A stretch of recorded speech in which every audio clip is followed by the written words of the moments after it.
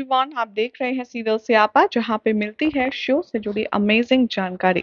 बात करते हैं TV serial advocate Anjali Awasthi के आने वाले एपिसोड की। तो शो में आप देखेंगे कि अमन अंजलि के साथ एक बहुत ही रोमांटिक, बहुत ही प्यारा सा ख्वाब देख रहा होगा और अचानक से अमन के सामने से अंजलि गायब हो जाएगी। तभी अमन को रियलाइज होगा कि वो अंजलि के प्यार में इतना बह चुका है कि वो उसे खुली आंखों से सोच रहा है।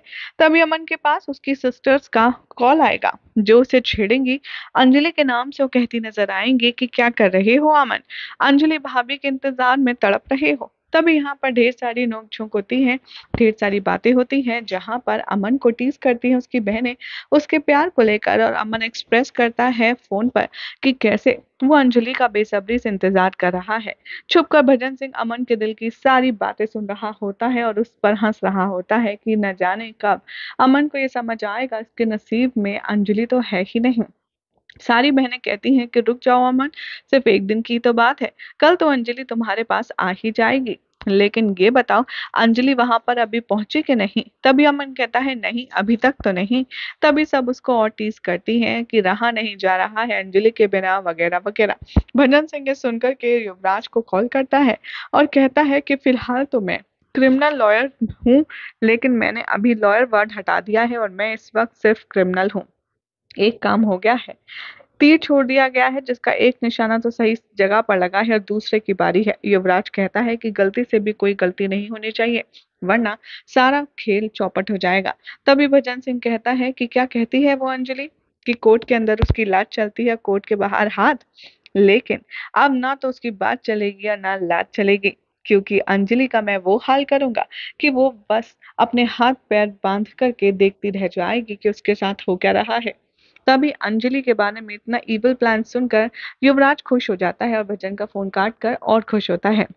यहाँ पर अंजलि के बारे में कहता है कि अवस्थी, तुझे तो पता भी नहीं है कि तू कितनी बड़ी मुसीबत और मुश्किल में आने वाली है। अब तेरा क्या होगा एडवोकेट अंजलि। और ये बात सुनकर के अपने आप में खुश होता है। यहाँ दूसरी तरफ दिखाया जाएगा कि जो काव्या है, उसकी मेहंदी की सेरेमनी चल रही होगी, जहाँ पर उसकी सहेलियां उसे डांस करने के लिए कहेंगी और बहुत ही शानदार डांस करने वाली है यहाँ पर आप सभी की प्यारी काव्या, जिसे देखकर ब्रजभूषण और उसकी माँ उसे बहुत ज्यादा सिहाएंगे और बहुत ही ज्यादा खुश होते हुए नजर आएंगे। सभी लोग यहाँ पर काव्या की खुशी में शामिल होंगे और उसे इतना खुश देखकर के सभी लोग बहुत ज्यादा हैप्पी फील करने वाले हैं। यहाँ काव्या अमन को याद करके पूरी परफॉर्मेंस देगी, जिसके बाद अमन अंजलि को कॉल करने वाला है। इतना ही नहीं, शो के अपकमिंग एपिसोड में आप सब देखेंगे कि कैसे जब यहाँ काव्या की परफॉर्मेंस खत्म हो जाएगी, तभी अंजलि को सोचेगा अमन और उसे कॉल करके कहेगा कि Anjali, I love you. Anjali Aman की किसी बात का रिप्लाई नहीं करेगी और अमन कहेगा कि क्या हुआ अंजलि, क्या सोच रही हो, बोलो ना आई लव यू। तभी अंजलि कहती है अमन जी, आप कहाँ पर हैं, ऐसा लग रहा है आप किसी समुंदर के पास है। तभी अमन यहाँ पर शायराना अंदाज में सारी बातें बयां करता है और कहता है कि हाँ, मेरे दिल में समुंदर की लहरें चल रही हैं, तुम्हें उसी की आवाज आ रही होगी। मैं समुंदर हूँ और तुम हो मेरा किनारा। तुम सुन रही हो ना मेरे दिल की धड़कनें कितनी तेज धड़क रही हैं, और समुंदर की लहरें ही ये बयां कर रही हैं कि मैं तुम्हें कितना मिस कर रहा हूँ, वगैरह वगैरह। यानी कि जो अमन है, वो अंजलि के साथ फोन पर फ्लर्ट करता है और उससे कहता है कि अंजलि, तुम मेरे लिए सब कुछ हो। अब बस वो दिन बहुत नजदीक है जब हम हमेशा हमेशा के लिए एक हो जाएंगे। तुम सुन रही हो ना। ये बात सुनकर के अंजलि थोड़ी सी शर्माती है और यहाँ पर वो अपने और युवराज के जो डिफरेंसेस हैं उसको याद करके वो कहती है कि जी अमन जी, मैं हमेशा आपके साथ ही रहूंगी, आप चिंता मत कीजिए। और तभी ये दोनों एक दूसरे से प्यार का इजहार करते हैं और इन दोनों के लिए जो एक दूसरे की फीलिंग है वो फाइनली डेवलप हो चुकी है और अंजलि भी अमन से प्यार करती है और ये दोनों लव कन्फेशन करते हैं फोन पर। जिसके बाद अंजलि युवराज के ख्यालों से बाहर आकर अमन के ख्याल में खो जाती है कि कैसे उसने सबके सामने अंजलि की मांग भरी थी। यहाँ पर युवराज भी अंजलि के लव कन्फेशन को याद करके खुश होता है। इधर दूसरी तरफ देखेंगे आप सभी कि जो बुआ है वो आ जाएगी अंजलि के ससुराल में और तभी सब लड़कियों से कहेगी कि कोई मुझे कुछ बताएगा, आखिर हो क्या रहा है, आखिर शादी है कहाँ, हमारी सबको पता है कि प्रिपरेशन हो चुकी है, फिर भी हमें कोई बता नहीं रहा कि हमें जाना कहाँ है, शादी कहाँ हो रही है। सभी लोग यहाँ डाउट करते हैं कि कहीं ऐसा तो नहीं है कोई गेम प्लान हो रहा हो। सभी लोग यहाँ पर कहते हैं कि मैंने तो इतनी अच्छी-अच्छी शॉपिंग भी कर ली थी कि मैं अब शादी में अच्छे से सजूँगी, धजूँगी और बहुत अच्छे से एन्जॉय करूँगी। लेकिन तभी गिन्नी आती है, वो कहती है, "आप लोगों को इतना दिमाग लगाने की ज़रूरत नहीं है।" क्योंकि ये सारी इक्वेशन को जमाने के लिए राघव सिंह राजपूत मौजूद हैं। इसीलिए आप लोग ज़्यादा दिमाग मत चलाइए। सभी लोग कहते हैं कि गिन्नी, क्या तुम्हें पता है ये हो क्या रहा है? गिन्नी यहाँ उल्टा बोलती है, कहती है कि मेरी तरह आप भी तो इस घर की बहू हैं ना, आपको भी तो पता होना चाहिए कि क्या हो रहा है और क्या नहीं। मुझसे ही सब क्यों पूछ रहे हैं? तभी यहाँ पर अमन की बहन कहती है कि गिन्नी भाभी, शादी हो तो रही है ना? तभी गिन्नी जवाब देती है, शादी तो हो रही है, लेकिन किससे? ये सोचने वाली बात है और ये कह कर के चली जाती है। तभी सारी बहनें डिस्कस करती हैं कि मुझे पता नहीं क्यों ऐसा लग रहा है, कोई ना कोई तो ज़रूर गड़बड़ है।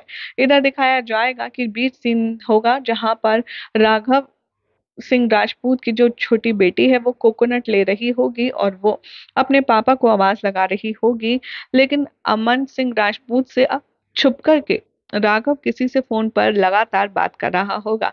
तभी अमन की बहन जाएगी राघव के पास कोकोनट लेकर के, वो कहेगी कि पापा सुनिए ना, लेकिन वो फिर भी नहीं सुनेगा।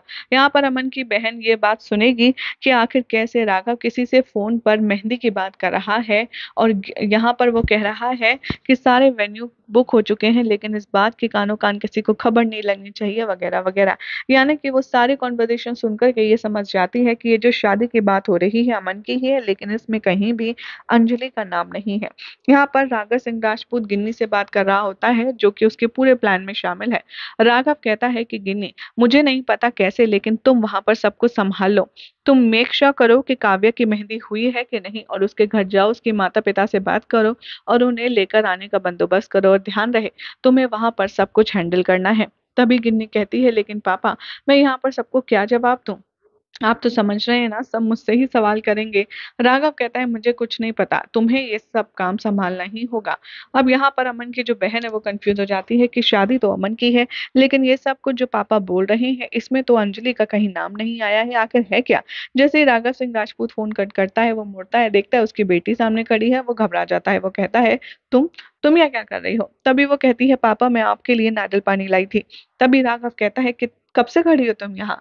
और वो लड़की झूठ बोल देती है, कहती है कि मैं तो बस अभी आई हूँ, ये लीजिए आप नारियल पानी पीजिए, मैं पेमेंट कर कर आती हूँ। यहाँ पर जैसे ही अमन की बहन जाती है नारियल वाले के पास, वो अंजलि को फोन करके पूछती है कि भाभी, क्या आपकी मेहंदी हो गई? क्या आपकी मेहंदी कल है? तभी आप अंजलि कहती है कि सुना तो ऐसा है कि कल है।